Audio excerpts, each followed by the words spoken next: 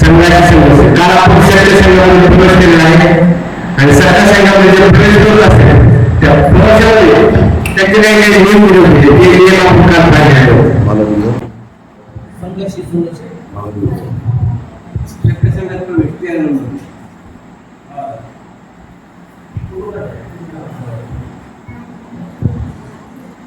प्रथम एक संघामध्ये प्रवेश करण्यासाठी कोणते नियम होते हे ट्रान्सफर झाल्यापर्यंत आता सुद्धा मी या ठिकाणी करतो मी तर संघाच्या हिस्सापदाचे संरक्षण तळमळपूर्वक केले पाहिजे संघाच्या सभासदांमधून तो कधीही गैरव्यवहार करता कामा नये कोणत्याही शक्यतेच्या वाचनात दिसणारे दोष कोणत्याही प्रकारची भीती किंवा चीड न बाळगता उघड करून टाकू नये हे संघाचे नियम होते कोणी दोषात ठेवला तर रागवून जाता काम नये परंतु जर अपराधी असेल तर तू तसे कबूल केले पाहिजे अथवा निरपराधाची असेल तर तू तसे सांगितले पाहिजे हे काल आपण या ठिकाणी नियम पाहिजे तर आपण आज संघाशी संघर्ष सिद्धांत झाला शक्य संघाचा सभासद करून घेतल्यानंतर 8 वर्ष होती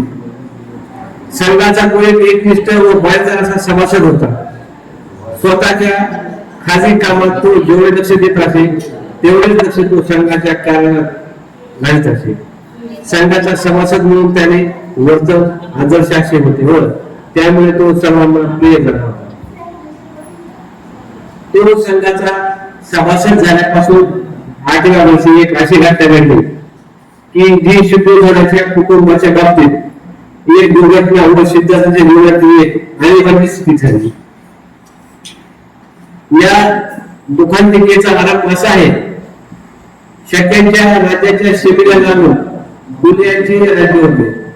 रोहिणी नदीमुळे ही दोन्ही राज्ये विभागली गेली होती रोहिणी नदीचे पाणी शक्य व पुणे हे दोघेही आपापल्या शेती करता वापरत होते रोहिणी नदीचे पाणी प्रथम पुणे किती घ्यावे याबद्दल प्रत्येक सुगीच्या हंगामात त्यांचा वाद होत असे या वादाची परिणती भयानक व काही प्रसंगी मारामारी सुद्धा होत असे सिद्धार्थाच्या वयाला 28 वर्ष झाली त्या वर्षी शक्याच्या व पुण्याच्या शेवटात नदीच्या पाण्यावरून फार मोठा संघर्ष झाला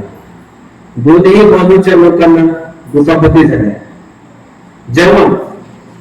या संघर्षाची माहिती शक्य व पुणे यांना मिळाली तेव्हा हा प्रश्न आता युद्धानेच कायमच्या निकालात काढावा असे त्यांना वाटले म्हणून शक्याच्या सेनापतीने पुण्याशी युद्ध पुकारण्याच्या प्रश्नावर विचार करण्यासाठी शक्य संघाचे अधिवेशन बोलावले